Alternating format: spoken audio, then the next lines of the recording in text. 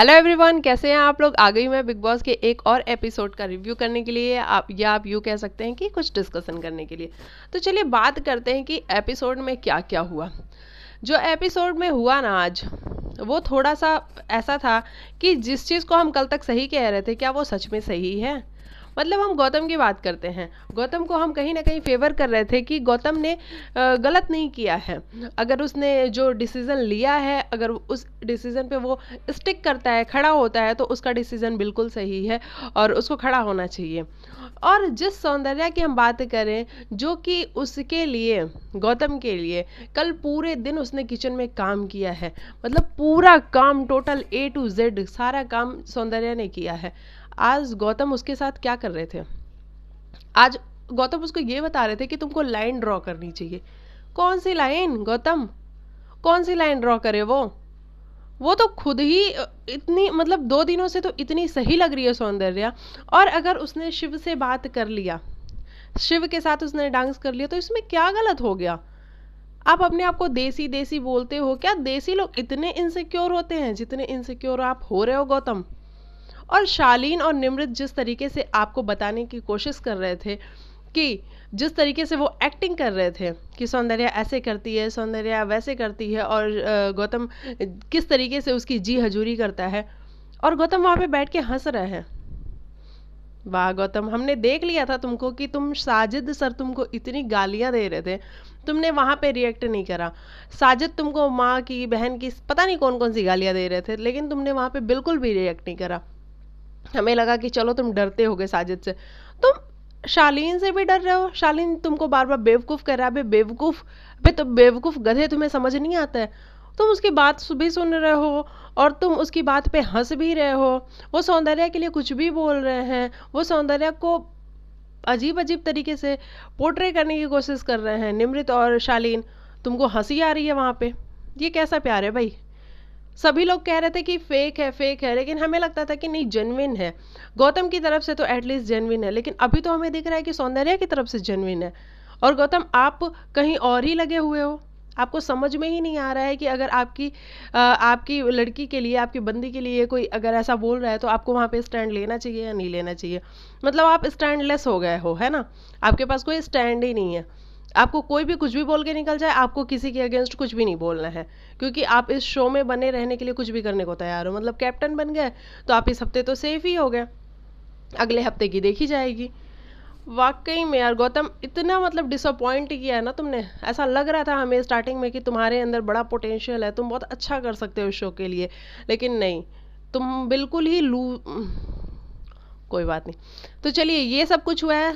गौतम और सौंदर्या की बात कर ली हमने। अब हम बात करते हैं कि शेखर सुमन आए थे, उन्होंने जिस तरीके से क्रिकेट का और बिग बॉस का कंपैरिजन किया है, और उसी कंपैरिजन के बीच में उन्होंने शिव को बुलाया, क्योंकि उनको भी पता है कि शिव ही है जो एक रियल आंसर दे सकता है। वो मैनिपुलेट नहीं करेगा, वो चीज़ों को घुमाएगा नहीं, और जो जैसा है उसको उसके मुंह पे वैसा बोलेगा। तो शिव को बुलाया, और शिव को बुला के बताया, बोला कि भाई आपकी एक टीम बनानी है बिग बॉस की, 11 लोगों की, क्रिकेट वाली। तो आप अपनी टीम बनाओ। तो टीम बनाने के लिए ऑप्शंस भी रखे गए उनके आगे। ऑप्शंस नहीं, मतलब कैटेगरी दी गई, और इस कैटेगरी में आप किसको लेना चाहते हो।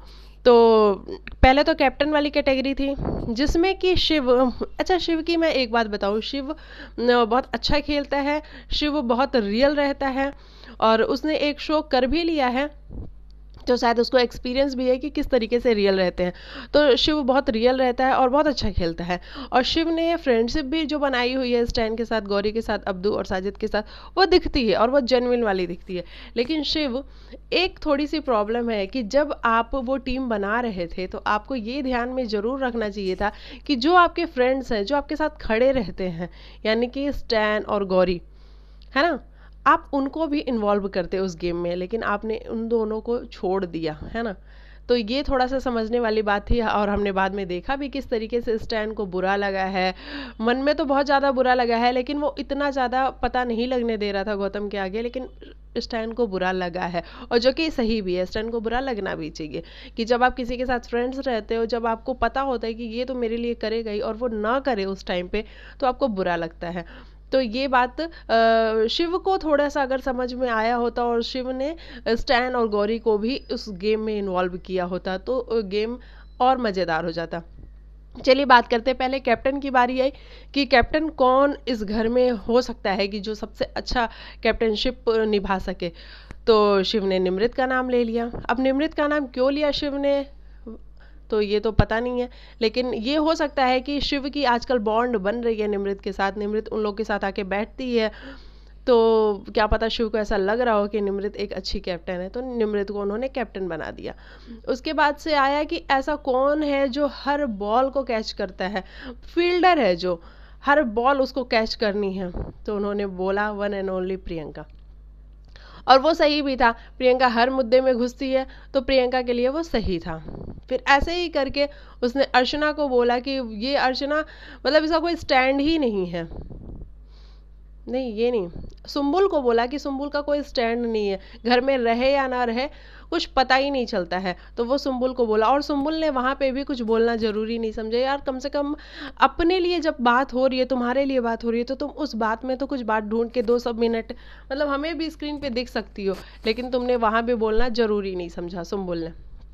शालीन को बोला कि शालीन ऐसा है जो कि गेम नहीं पता है उसको, लेकिन उसको मैनिपुलेट, मतलब जिस तरीके से कह ले कि मैनिपुलेट करता है वो, पहले उसने सुम्बुल को करा, अब वो टीना के साथ है, और वो मतलब गेम में तो खैर दिख रहा है शालीन चाहे जैसा भी दिखे, तो इस तरीके से। और लास्ट में शिव ने खुद को रखा कि वो इंसान जो कि मतलब सभी के साथ रह सकता है, हर सिचुएशन को डील कर सकता है, और जब वो सामने आए तो मतलब हेलमेट पहनने की ज़रूरत है, तो शिव ने खुद को रखा कि यहाँ मैं हो सकता हूँ। एम्पायर की बात आई तो एम्पायर साजिद को बोला उसने कि साजिद सर एम्पायर के तौर पे हो सकते हैं, लेकिन मुझे लगता है वो बहुत स्वीट स्वीट बन के और सबको समझाने की कोशिश करते हैं, तो ये था। अब्दू को भी उसने इन्वॉल्व करा कि अब्दू पे वो ट्रस्ट कर सकता है शिव, अब्दू की जगह पे तुम स्टैन का भी नाम ले सकते थे क्योंकि स्टैन भी तुम्हारे साथ खड़ा होता है। लेकिन मुझे ऐसा लगता है कि एक बार आप लोग को याद होगा जब शिव की कैप्टेंसी थी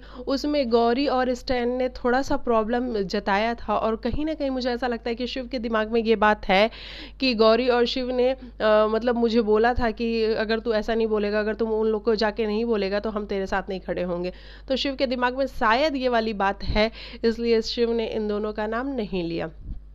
ठीक है, तो ये वाला टास्क हुआ। और फिर उसके बाद से अर्चना और जो प्रियंका की फाइट थी, वो फाइट क्या जरूरी थी? मुझे नहीं लगा कि ये फाइट बहुत ज़रूरी थी, और जिस तरीके से इसको इतना बड़ा बनाया गया। अर्चना अभी पता नहीं उसको क्या हो गया, ये कौन से जोन में चली गई है। जब वो स्टार्टिंग में आई थी वो बोलती थी मार मार के मोर बना दूंगी, वो सब जोन बड़ा अच्छा लगता था अर्चना का, लेकिन अभी ना अर्चना का समझ में नहीं आ रहा है, या फिर अर्चना को खुद ही नहीं समझ में आ रहा है कि अर्चना को करना क्या है। वो 2-3 दिनों से सिर्फ सोई रहती है, लेटी रहती है, या कभी इधर उधर की बातें कर लेती है। कभी वो गौतम को समझा देती है, तो आजकल वो गौतम से बातें कर नहीं रही है, तो वो गौतम को समझा नहीं पा रही है। सौंदर्या को आज उसने समझाया कि देख भाई, गौतम तेरे साथ लॉयल नहीं रहने वाला है। जब उसने खाना कुर्बान कर दिया, उसने कैप्टेंसी के लिए हम लोगों को नहीं चुना, तो वो तुझे भी नहीं चुनेगा, वो तुझे भी कुर्बान कर देगा। इस पे सौंदर्या का मुझे ये सही लगा कि सौंदर्या ने उसकी बात सुनी। ठीक है, तुमने सुनी और तुमने ये भी कहा कि नहीं नहीं गौतम ऐसा नहीं है, मुझे बहुत जेन्युइन लगता है। ठीक है, तुमने उसकी बात सुनी। और जिस तरीके से अर्चना ये बोल रही थी कि शिव तुझे अजीब तरीके से टच करता है, उसने तेरे साथ डांस किया, उसने तुझे हक किया, ये शिव के पीछे क्यों पड़ी हुई है? अर्चना शिव के पीछे क्यों पड़ी हुई है, ये कुछ समझ में नहीं आ रहा है। शिव ने मुझे कभी भी, मतलब मैं मेरे टीवी पे मैं बात कर रही हूँ कि हमें कभी भी नहीं दिखा है कि शिव ने किसी को मतलब अजीब तरीके से टच किया हो, या फिर किसी के गले जाके पड़ा हो, हग किया हो किसी को, कभी नहीं किया। अगर सौंदर्या के साथ उसने हग वगैरह किया भी होगा तो वो बड़ा नॉर्मल सा होगा, है ना। तो अर्चना, ये आपको समझने की थोड़ी सी ज़रूरत है कि हर टच बैड टच ही नहीं होता है ना, कुछ फ्रेंड्स वाले भी होते हैं। और फिर गौतम को भी इस बात की बड़ी प्रॉब्लम है कि तुम शिव के साथ क्यों जाके बैठ रही हो, शिव के साथ क्यों तुम बातें कर रही हो, क्यों उसको हक कर रही हो। मतलब गौतम को तुम्हें कितनी प्रॉब्लम है? क्या सौंदर्या किसी से ना बात करे घर में? घर में किसी से तो वो बात करेगी ना, किसी के साथ तो जाके बैठेगी। या तुम तो चाहते हो तो या तो सिर्फ मेरे साथ बैठे या फिर किसी के साथ ना बैठे, तो ऐसा नहीं होता है ना। वो किसी के साथ तो बात करेगी। और गौतम लोग बिल्कुल भी मुझे ऐसा नहीं लगता कि वो सौंदर्या को कभी भड़काते हैं या सौंदर्या को यूज़ करते हैं, कभी नहीं ऐसा लगता है हमें। तो ये सब कुछ रहा आज के टास्क में। जो इनकी फाइट थी प्रियंका और अर्चना वाली, उस पर बात करते हैं कि इनकी जो फाइट थी कि जग के अंदर हाथ ऐसे डाल डाल के आटा गूंथती है, पूरा जग खराब कर देती है, फिर उसको वॉश नहीं करती है। उसमें प्रियंका भी फिर चिल्लाती हुई कहती हैं कि ये मेरी मर्जी है, मैं जैसे मन करे वैसे आटा लगाऊंगी, अगर तुझे लगाना है तो अब तू ही लगा लिया कर, कि मैं नहीं लगाऊंगी। जब 50 का आटा तू लगाएगी तब तुम्हें पता लगेगा कि आटा कैसे मतलब लगाते हैं। तो ये मतलब बहुत नेसेसरी नहीं था, मतलब शेखर सर के सामने तो बिल्कुल भी नेसेसरी नहीं था, बाद में भी ये बात हो सकती थी, लेकिन इन लोग को करना था। और अर्चना को इसी बहाने थोड़ा सा दिख भी गई अर्चना, जो कि बिल्कुल बेड पे पड़ी हुई थी। वो खाना जब मन कर रहा है जाके खाना बना रही है रात को, तो ऐसा नहीं होता है ना अर्चना, कुछ चीज़ें तो आप नहीं सही कर रही हो, आपको उस पर ध्यान देने की ज़रूरत है ना। और सुम्बुल बिल्कुल ही लॉस्ट नज़र आ रही है, मतलब उनको तो इतना सलमान सर ने समझा लिया, सभी ने समझा लिया, लेकिन सुम्बुल को कुछ भी समझ में नहीं आ रहा है। सुम्बुल कहीं भी नज़र नहीं आ रही, और अगर नज़र भी आती भी है तो वो शालीन के पीछे, है ना। शालीन जहाँ खड़े होते हैं वहाँ अगल बगल या उनके पीछे वो नज़र आती हैं। बाकी सुम्बुल का कोई अपना ना स्टैंड है, ना कोई उनका कोई मुद्दा है। ये है आज जिस तरीके से शालीन और टीना, है ना, इन लोगों की जो फाइट हुई है, वो फाइट हम कहेंगे या डिस्कशन किस बात की हो रही थी कि तुमने मेरे बारे में किसी से बात की है, मैंने तुम्हारे बारे में किसी से बात नहीं की है। और आज तो टीना ने ये क्लियर भी कर दिया कि भाई मेरी तरफ से प्यार व्यार कुछ नहीं है। वो जब शिव से बात कर रही थी टीना, तो उसने यही बोला कि मेरी तरफ से कोई प्यार नहीं है हमारा।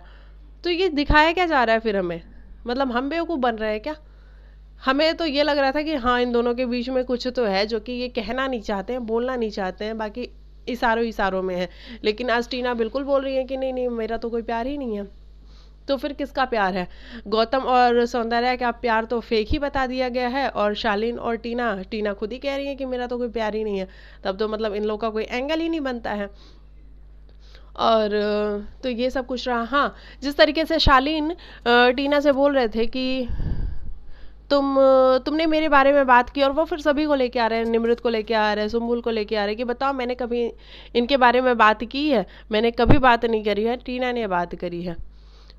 क्या कोई मतलब ही नहीं बनता है ना इस बात का, बात करी है या नहीं करी है, आप दोनों लोग एक जैसे हो।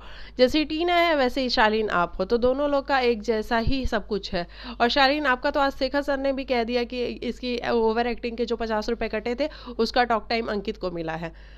तो आपकी ओवर एक्टिंग से तो दुनिया वाकिफ हो चुकी है कि आप कितना ओवर एक्टिंग कर रहे हो यहाँ पे बैठ के बिग बॉस के घर में। अगर आप रियल रह लेते ना तो ज़्यादा मज़ा आता आपको देखने में। ये सब कुछ हुआ, और क्या हुआ।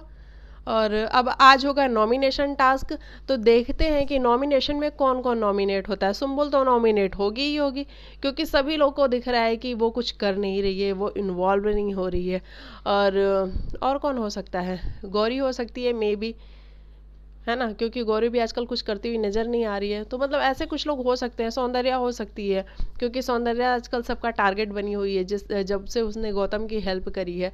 हालांकि गौतम इस बात को समझ नहीं रहा है कि सौंदर्या ने उसकी इतनी हेल्प करी है, और वहाँ से उनका रिलेशन जेन्युइन दिखने लग चुका था। लेकिन फिर गौतम ने शालीन के आगे जिस तरीके से उसकी बात सुन ली सारी, कि सौंदर्या ऐसी करती है, सौंदर्या वैसा करती है, और उस पर भी कोई रिएक्शन नहीं दिया है गौतम ने, तो वहाँ से फिर वापस से लोग उसी ट्रैक पे आ जाएंगे कि तुम्हारा तो रिलेशनशिप ही फेक है। तो ये सब कुछ है। अब नॉमिनेशन देखते हैं किसका किसका होता है, कौन इस बार घर जाता है। घर जाने के लिए मुझे तो ऐसा लगता है कि क्या पता सुम्बुल ही इस बार घर जाए, क्योंकि सुम्बुल कुछ करती हुई नज़र तो आ नहीं रही है ना, और ना उनका कोई अपना पॉइंट ऑफ व्यू है, तो उनका घर जाना ही बेहतर है। तो सुम्बुल जा सकती हैं इस हफ्ते घर। और अब्दू जिस तरीके से मस्तियाँ कर रहा था आज के शो में, है ना, हमने देखा कि वो सभी के साथ मस्तियाँ कर रहा था, मतलब हर लड़की के साथ वो जाके मस्ती कर रहा था और अपना नंबर दे रहा था। मतलब अब्दू को पता है कि कंटेंट कैसे निकलता है, अब्दू को पता है कि वो क्या करेगा क्या नहीं करेगा तो वो दिखेगा, और सच में वो दिख भी रहा है। मतलब most of the time camera Abdu पे ही होता है। तो आप सोच सकते हो कि इतना छोटा सा बच्चा, मतलब छोटा इन द सेंस की हाइट में, कि वो इतनी अच्छी तरीके से गेम को खेल रहा है। वहीं सुम्बुल को कुछ समझ में नहीं आ रहा है, वहीं गौतम को कुछ समझ में ही नहीं आ रहा है कि गौतम क्या करना है, क्या चाहते हैं। तो ये सब कुछ रहा आज का गेम। और चलिए, आपको मेरी वीडियो अच्छी लगी हो तो लाइक से सब्सक्राइब करिएगा और मुझे कमेंट करके बताइएगा। अगर आपका कोई सजेशन होगा तो आप वो भी लिख के मुझे बता सकते हैं। मिलती हूँ मैं तब तक आप लोग को नेक्स्ट वीडियो में। तब तक के लिए bye bye, take care, bye.